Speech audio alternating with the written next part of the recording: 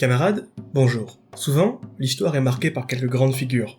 Mais prenez le cas de Guillaume par exemple. Connu comme le Conquérant, c'est celui qui défait le dernier roi anglo-saxon pour établir les Normands sur le trône d'Angleterre. Mais si en fait sa victoire de 1066 à Hastings n'était pas seulement due à son génie militaire ou aux erreurs stratégiques d'Harold Godwinson, mais plutôt au fait que 3 jours avant le débarquement, Harold venait de mettre un terme à la dernière invasion de l'Angleterre par un homme souvent honoré du titre romantique de dernier des Vikings.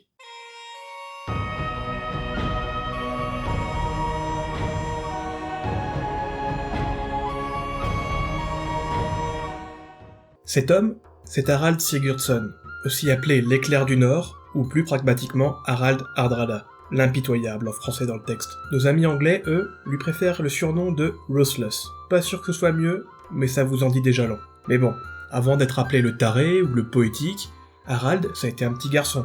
Il serait né dans les années 1015-1016 d'une union entre le petit roi de Norvège Sigurd Syr, comprenez la truie, et je sais, ça commence fort, mais non, j'invente rien, c'est vraiment son surnom. Et soyez prêts parce que des surnoms débiles, on va en avoir aujourd'hui. Bref, Harald est donc né d'une union entre Sigurd, qui descendrait, d'après Snorri, de la lignée d'Harald Belle-Chevelure, premier de Norvège, assez légendaire, et de la princesse norvégienne Asta Gudbrandsdottir. Veuve de son précédent mari, Asta, c'est aussi la mère du roi de Norvège actuel, Olaf II, dit le Gros, mais les chrétiens préfèrent l'appeler Saint Olaf. Ce qui fait d'Harald le descendant d'un roi assez légendaire et demi-frère du roi de Norvège. Donc ouais, Harald, c'est pas n'importe qui. Il a un bon pédigré, mais ça fait pas tout. Même s'il a un bon départ, il a un début de vie assez merdique, le pauvre. Alors qu'il a une petite quinzaine d'années, il y a un mec qui collectionne les titres, qui se dit que, après le Danemark, le sud de la Suède et l'Angleterre, la Norvège ferait un bel ajout à sa collection. Alors non, c'est pas le général Grievous, cet homme, c'est Knut. Et lui aussi il a un surnom, le Grand. Et il profite du fait qu'Olaf revienne d'une campagne au Groenland dans les années 1023 pour envoyer une ambassade. Cette ambassade, envoyée auprès d'Olaf, est assez basique, et on peut la résumer à « tu me files le royaume de Norvège, ou alors je t'éclate la gueule ». Comment pensez-vous que leur vice-roi réagira aux injonctions du chancelier ? Ces gens de la Fédération n'ont aucun courage. Les négociations ne dureront pas. Évidemment que oui, que les négociations n'ont pas duré longtemps. Olaf, il a refusé. Il s'allie alors avec le seul allié plus ou moins puissant de la région, le roi de Suède, et les deux armées se rencontrent pour une bataille navale, sur l'Elge, au sud de la Suède actuelle. Sauf que Knut, on l'appelle pas le Grand pour rien. L'armée anglo-danoise qu'il dirige défait sans souci l'alliance suédo-norvégienne. Olaf se retrouve alors bloqué en mer Baltique, et forcé de traverser la Suède à pied pour aller défendre sa capitale. Voyant que ça va prendre trop de temps, il y renonce. Et pendant ce temps, Knut, lui, il le sait qu'il en a, justement, du temps, et prépare alors son invasion bien soigneusement. Il réunit Anglais, Danois, Suédois, et même certains jarls norvégiens qui n'étaient pas fans du tournant chrétien de la politique d'Olaf. Et tout ce petit monde arrive alors sur les côtes de Norvège dans les années 1028, et Knut se proclame roi de Norvège. Olaf, comme je vous l'ai dit, comprend alors que c'est Fupudav. C'est quoi, Fupudav ? C'est de l'allemand. Ouais. J'avais jamais entendu. Et du coup, lui et ses hommes s'exilent à Novgorod pour préparer son retour. Retour qui sera pas bien long. En 1029, le dernier des jarls norvégiens qui a trahi Olaf meurt. Et Olaf lève alors une armée d'environ 4000 hommes d'après Snorri, qui vous allez le voir sera notre source tout au long de cette vidéo. Olaf traverse alors la Suède et arrive au nord de la Norvège. Et c'est à ce moment qu'on retrouve enfin Harald. Faut pas déconner, c'est quand même une vidéo sur lui.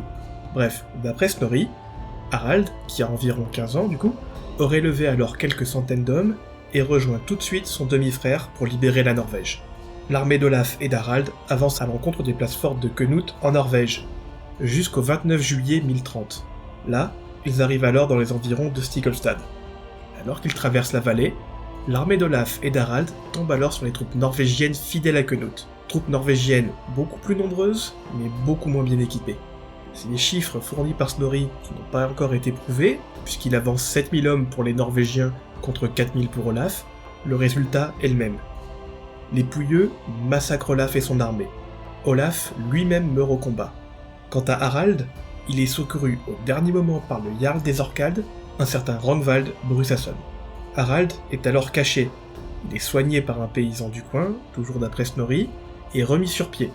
Au bout de quelques mois, on le conduit jusqu'à la Suède, où il retrouve alors Rongvald, qui est à la tête des troupes de résistance. Une fois tout le petit monde réuni, Harald s'impose alors comme le chef plus ou moins légitime, c'est le demi-frère du roi. Et comme il n'y a pas grand chose à faire, tout le petit monde décide de repartir en exil comme Olaf auparavant. Direction Novgorod et donc les Rus.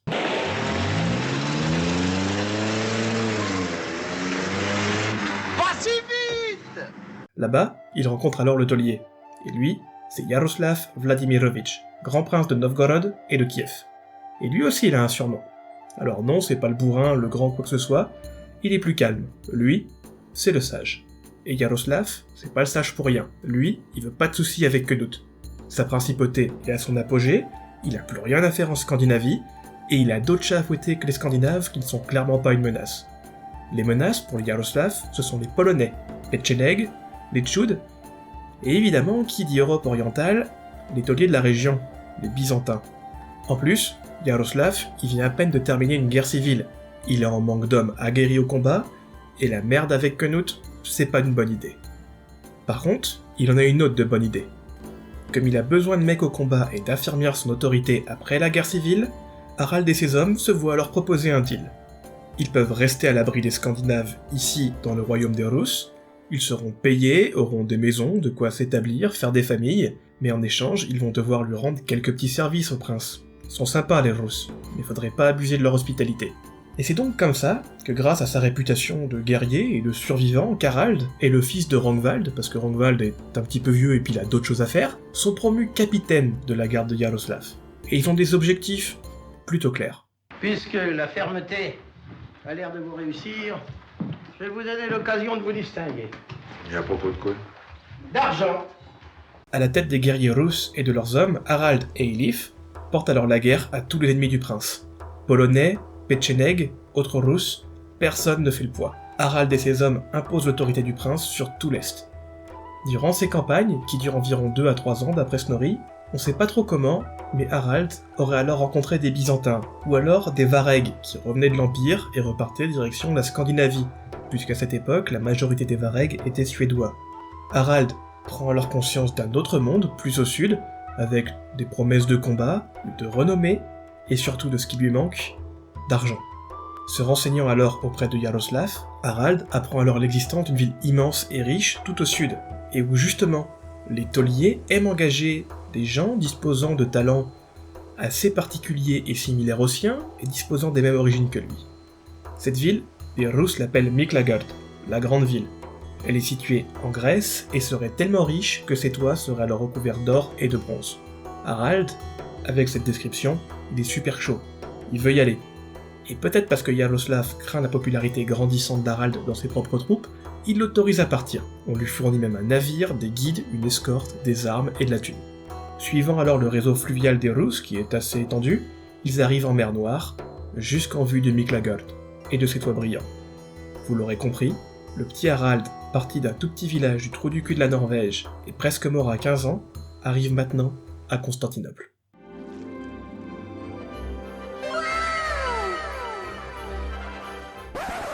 Son arrivée à la Reine des Villes se déroule alors aux environs de l'automne 1033, à en croire les événements locaux décrits par Snorri, puisque là-bas, l'impératrice, Zoé Porphyrogénète, une jeune veuve d'environ 55 ans, est dans la tourmente. Elle est soupçonnée d'avoir commandité le meurtre de son mari, l'empereur Romain III, après que celui-ci ait réalisé que sa femme se tapait un petit jeune d'environ 32 ans son cadet, un dénommé Michel le Paphlagonien. Mais Michel, on dirait pas, mais on va le voir, c'est un petit futé. Il arrive à officialiser son histoire avec Zoé après la mort de Romain, il arrive même à l'épouser contre l'avis du clergé constantinopolitain, et une fois empereur, il écarte Zoé du pouvoir. Il voudrait pas devenir le nouveau Romain III, Michel. Mais bon, Michel, je sais pas trop ce que vous en pensez, ça fait pas très empereur.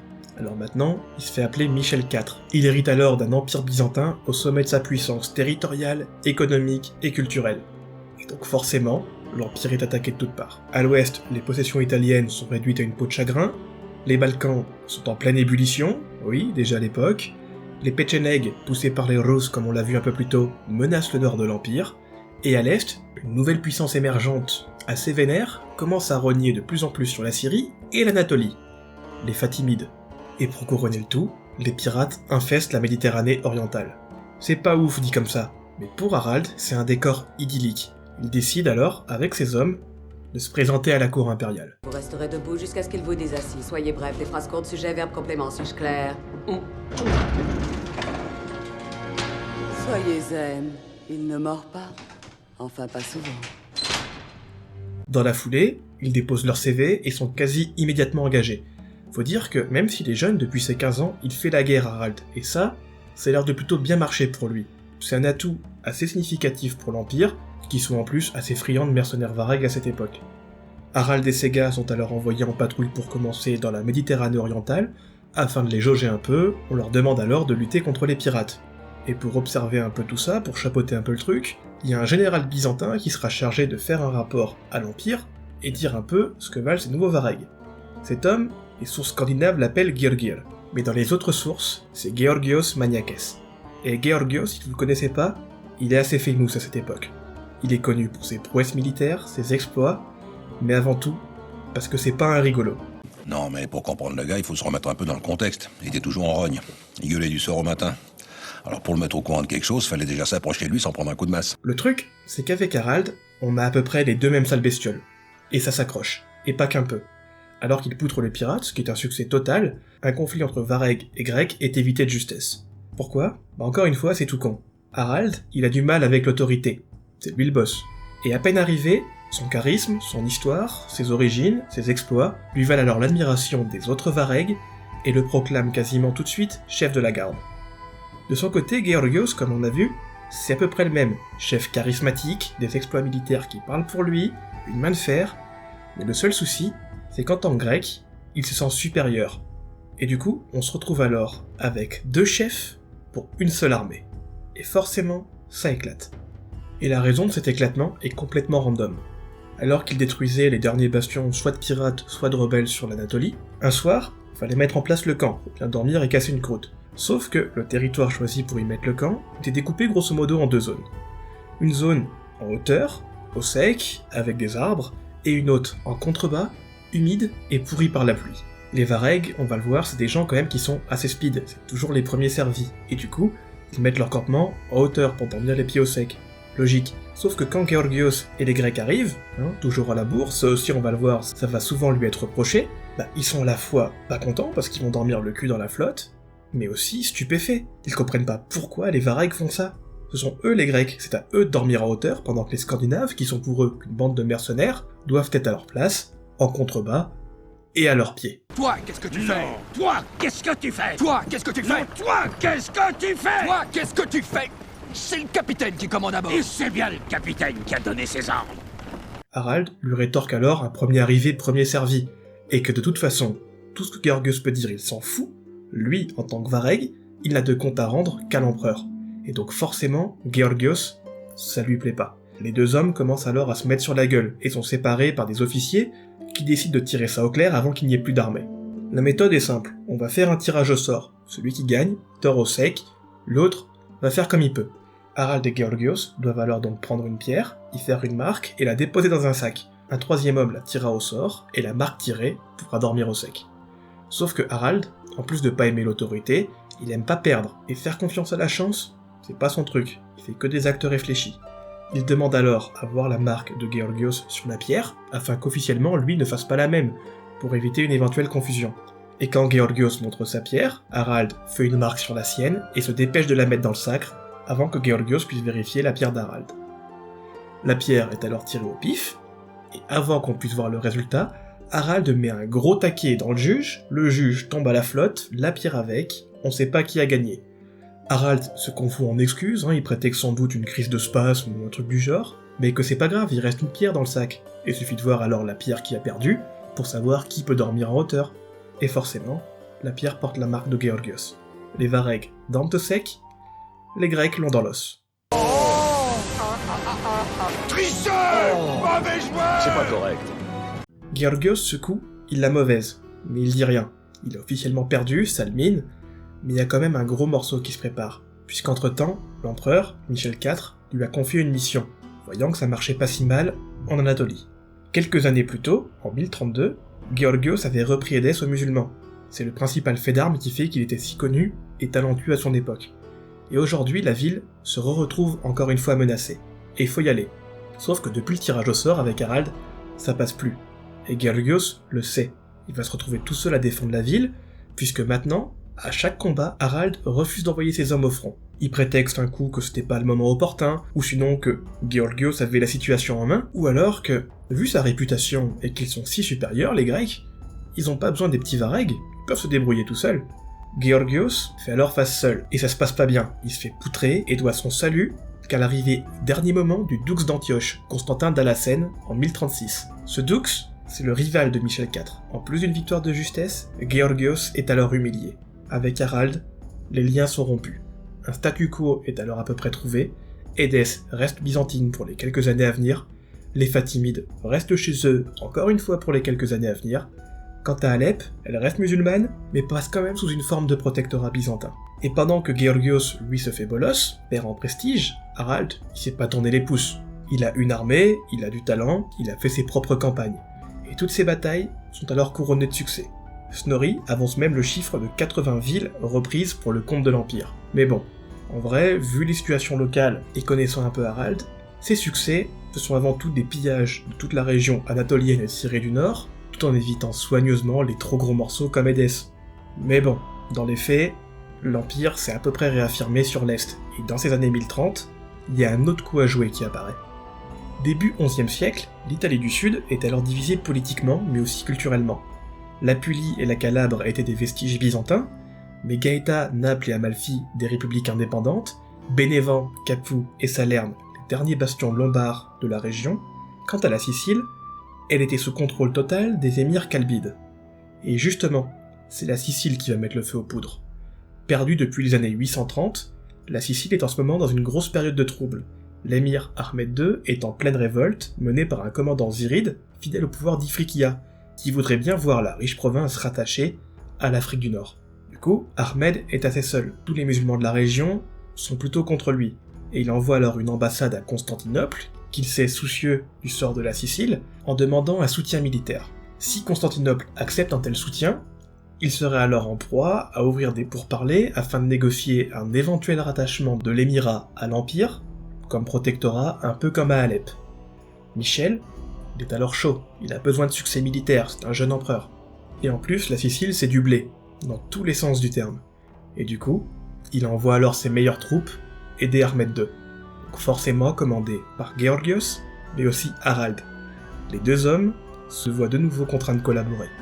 Michel fait réunir alors les troupes dans un premier temps à Constantinople, faut les rapatrier de l'Orient, on leur file des bateaux, du ravitaillement, des armes, et tout ce qu'il faut pour une petite invasion. Tout le monde part de Constantinople direction la Calabre, région byzantine, et stationne alors dans la ville de Reggio. Pourquoi stationner à Reggio et pas directement débarquer en Sicile ? D'après Pierre Aubé, c'est parce que Georgios veut être sûr de son coup sur cette invasion, et voit alors là la possibilité d'unifier une nouvelle fois l'Italie du Sud chrétienne sous contrôle grec, même temporairement, afin de combattre les musulmans. Georgios demande alors de l'aide qui restera sans réponse à Guimard IV, prince de Salerne, donc un lombard, mais aussi aux nouveaux venus dans la région, qui ont déjà mis un sacré bordel et commencent à faire parler d'eux, les Normands. Ces guerriers impitoyables qui boivent dans le crâne de leurs ennemis, qui ont cette particularité de ne pas connaître la peur.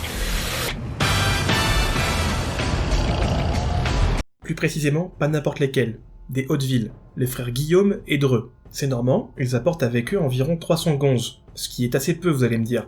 Mais quand on connaît les Normands de l'époque et ce qu'ils sont capables de faire quand ils sont quelques dizaines, 300, c'est considérable et ça va être un atout de poids. Et justement, c'est un atout qui est tellement de poids qui peut être à double tranchant. Et ça, les Lombards qui commencent à les connaître, les Normands, le savent. Du coup, les Normands viennent, mais sont placés sous les ordres d'un Milanais nommé Ardouin, pour représenter les intérêts lombards, et tenter de tempérer un peu tout ce petit monde, lombard, normand, byzantin. Alors oui, je vais pas vous expliquer le pourquoi du comment, les Lombards, les Normands se connaissent déjà, et qu'est-ce qu'ils font là ces Normands. Mais là, y a pas le temps, et on va éviter les trop grosses digressions. Mais si jamais ça vous dit, on pourrait faire une série sur les Normands de Sicile. C'est un sujet, comme je vous l'ai dit, que j'adorerais faire. Alors je sais pas si ça vous plairait, mais si c'est le cas, laissez-moi votre avis dans les commentaires. Bref, tout ce petit monde est alors réuni. Et pour la première fois, petit instant poésie, Normands de l'Est et Normands de l'Ouest sont alors réunis, et tout le monde franchit le détroit. Sauf que, petit détail, entre l'appel d'Ahmed le retour à Constantinople, la préparation des troupes, l'arrivée à Reggio, le contact avec les Lombards, les Normands, le franchissement du détroit, il s'en passe du temps. Et Ahmed, il est en pleine révolte, c'est pas le poste le plus sécure, et donc, il est mort. Ce qui fait que maintenant, l'Empire a alors une armée, un territoire à conquérir, mais plus de casus belli. Du coup, les victoires que Georgios va pouvoir faire seraient pour le compte direct de l'empereur, et avoir une chance d'enfin récupérer la Sicile. Pas de pitié pour les croissants. En automne, Messine est la première ville à tomber, et s'ensuit alors 2 ans de guerre où les Normandos, Lombardos, Suédos, Gréco-Byzantins enchaînent les victoires. En 1040, le siège est mis devant Syracuse, et le commandant de Hauteville, Guillaume, entre alors dans la légende par une de ses prouesses, et gagne maintenant le surnom de Guillaume Bras de Fer. Il l'a gagné pour avoir assommé un ours. Non, alors pas vraiment parce qu'il a assommé un ours, faut pas déconner. Mais lors du siège, chroniqueurs chrétiens et musulmans, pour une fois, sont d'accord et nous décrivent alors les actions de Guillaume. Le fils de Tancrède aurait alors embroché un commandant musulman, voire même d'après certains, l'émir de Syracuse, d'une seule main avec sa lance. Rappelons un peu par là que c'est bien le fils de son père. Tancrède avait lui aussi marqué son temps en embrochant un sanglier d'une seule main avec son épée et sauvant accessoirement Richard Ier de Normandie. Sorte de passion brochette chez les Hauteville, quoi. Mais bref, ces exploits normands sur le champ de bataille les font entrer dans la légende. Guillaume et ses hommes prennent même le pas sur Ardouin. Maintenant, officieusement, ce sont les Hauteville qui commandent les Italo-Normands, plus le Lombard. Et pendant ce temps, la débâcle est alors totale chez les musulmans. Tout semble perdu. Sauf que, coup de bol pour eux, les derniers exploits des Normands, s'ils valent l'admiration de tout le monde, ne sont pas du goût de Georgios. Oui, on l'a vu, Georgios, c'est une sale bestiole. Il aime commander, c'est lui le seul chef, et surtout, il aime pas partager la gloire. Déjà qu'Harald fait des exploits et qu'il fait un peu ce qu'il veut, aujourd'hui maintenant voilà que les 300 mercenaires normands ont plus d'impact que ses propres troupes. Et ça passe pas pour Georgios. En plus, à Constantinople, on lui demande de manier un peu sa conquête, parce que les caisses commencent à se vider, les mercenaires ça coûte cher, et comme on l'a vu en Orient, les Byzantins, ce sont souvent les derniers servis quand il y a des varechs dans les coins. Et du coup, lui et ses hommes, n'ont pas autant d'argent issu du pillage, ce qui, fatalement, conduit à un problème de thunes. Georgios commence alors par dire aux Normands et aux Varegs que comme ce sont les premiers à se jeter sur le butin et qu'ils sont grassement servis, il voit pas pourquoi ils continueraient à les payer. Et pour bien montrer en plus que c'est lui le chef, c'est lui qui décide de signer les chèques ou pas, il doit faire des exemples de son autorité. Je ne garde rien pour moi, vous le savez. Et en échange, tout ce que je vous demande, c'est un mois de plus. Nous t'avons suivi, c'est ainsi que tu nous traites. Sauf que, quand on fait la liste, Harald et les Varegs sont intouchables. Guillaume et Dreux sont devenus beaucoup trop famous, et du coup, il y a qu'un seul mec qui craint pas trop pour pouvoir le bolosser sans avoir de répercussions. Le pauvre Ardouin. Du coup, Ardouin est désapé devant tout le monde, il est fouetté jusqu'au sang, et Georgios fait un joli discours pour montrer qu'il soit lombard, normand ou vareg, à ses yeux, ce sont tous des mercenaires, et qu'en plus, lui, il est grec, il a la suprématie, et la place de ses gens est alors à ses pieds. Les Varegs, qui commencent à connaître Georgios maintenant, comme d'habitude, s'en battent les couilles modèle géant de ces crises, et du coup, ils se barrent. Les Normands comprennent alors qu'ils vont l'avoir à l'envers, qu'ils seront pas payés, et imitant leurs cousins, font la même. Georgios se retrouve une nouvelle fois seul, et du coup, une nouvelle fois, ça pinaille. Sauf que cette fois, il n'y a pas d'allié, même de rival de l'empereur, il n'y a pas de Dux, il n'y a que dalle, il est tout seul, et la Sicile, ça avance plus. Elle était prête à tomber sous contrôle byzantin, mais après son coup de gueule, elle ne sera plus jamais sous contrôle grec. Et pire encore, les Normands n'oublieront jamais cette attitude de l'Empire byzantin à leur égard. Et ça, l'Empire, il va s'en rendre compte tout de suite, mais il a alors aucune idée dans quel bourbier il vient de s'engager. S'il s'en rend compte tout de suite de l'Empire, de cette boulette, c'est parce que le brave Ardouin, qui a été fouetté et humilié, c'est pas n'importe qui, c'est pas juste un capitaine de mercenaires. S'il est à la tête des troupes lombardo-normandes, c'est pour une raison. Et cette raison, c'est jusqu'à présent, il arrivait à tempérer un peu tout le monde. Ardouin, c'est un lombard, mais c'est aussi le commandant de la forteresse byzantine de Melfi. C'est un mercenaire habituel byzantin. Et du coup, lui qui était un des lombards les plus loyaux à l'Empire, se rebelle maintenant, et met à feu et à sang les pouilles byzantines. Forcément, les Grecs sur place l'avaient pas vu venir, faut dire que d'habitude ils étaient plutôt copains. Le capitaine Michel Dokianos, grosso modo le gouverneur de l'Italie byzantine, est dans la purée. Il a pas d'hommes, tout le monde est en Sicile, il a pas d'argent, il a pas d'équipement, et se retrouve alors seul face à des Lombards déter comme Jaja à taper sur du byzantin. Mais bon, à croire qu'on est dans un film d'Hollywood, on sait pas trop pourquoi, peut-être parce que ordonné par l'empereur ou par la promesse de combats épiques, Harald arrive à la rescousse du Capétan.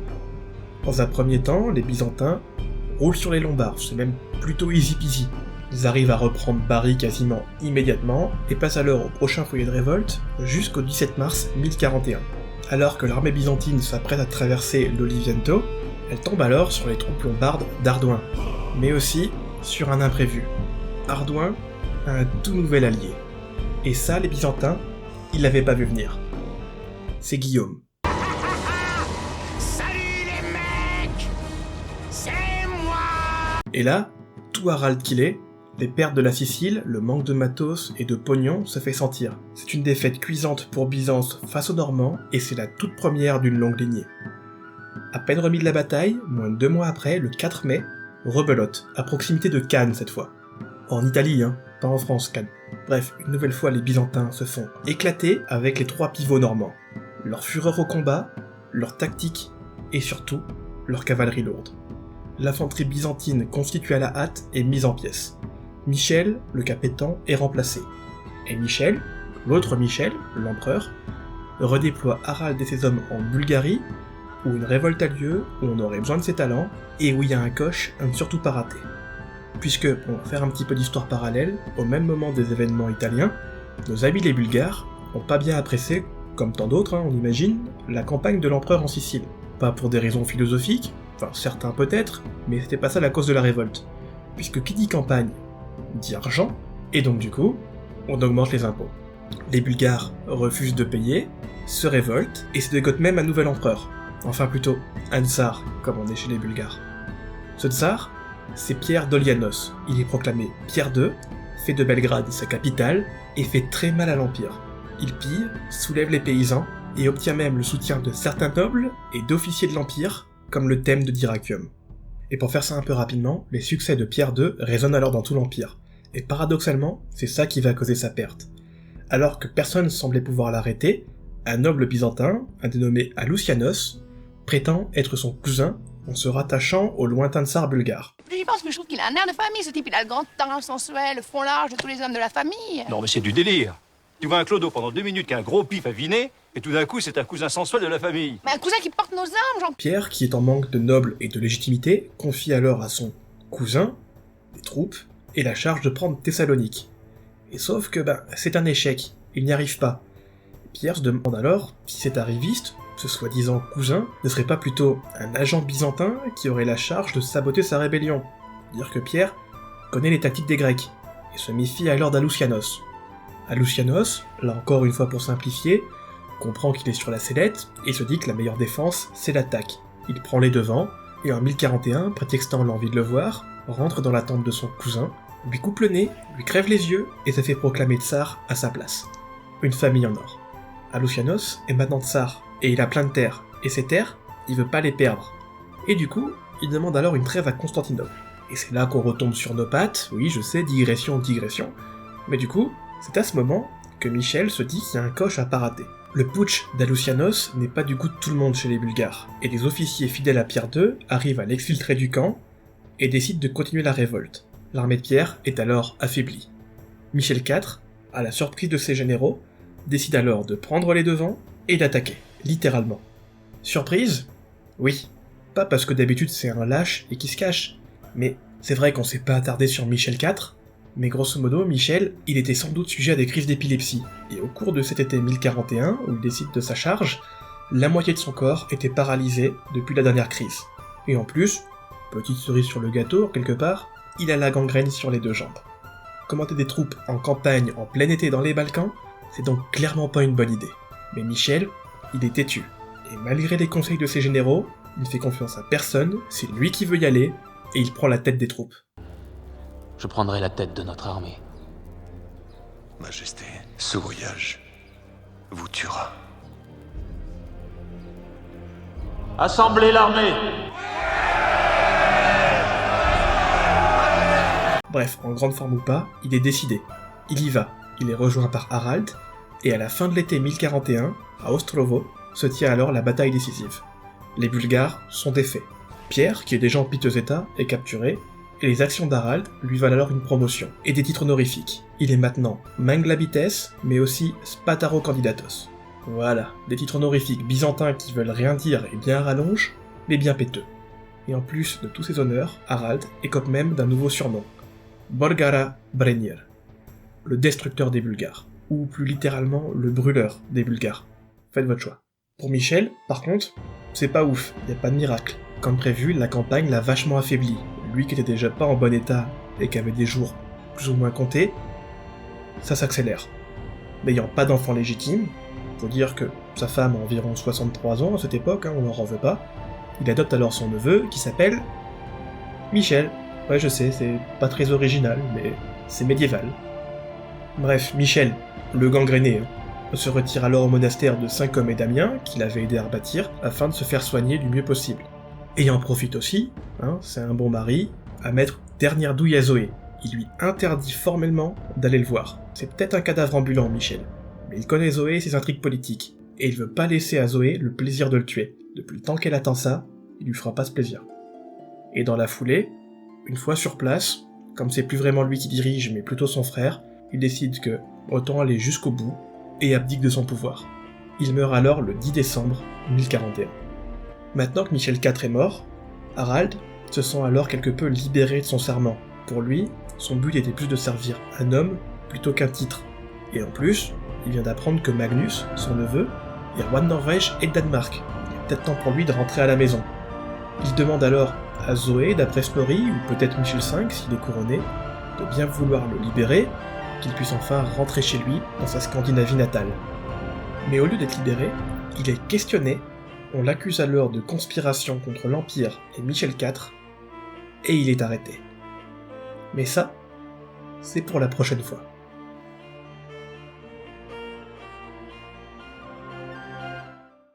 Merci de m'avoir suivi jusqu'au bout pour cette première partie de la vidéo sur Harald, j'espère que ça vous a plu, que dans l'ensemble vous avez compris un peu de quoi on parlait, parce que c'est vrai que on a été assez rapidement sur plein de points, même si c'est la vidéo la plus longue de la chaîne, il y a plein de points que j'aurais aimé faire plus en détail, comme le théâtre oriental avec l'Empire byzantin et les Fatimides, ou tout simplement l'expédition de Sicile et les guerres en Italie du Sud contre les Normands, puisque c'est le moment fondateur qui va faire de ces relations normando-byzantines quelque chose d'assez passionnant pendant toute la période médiévale.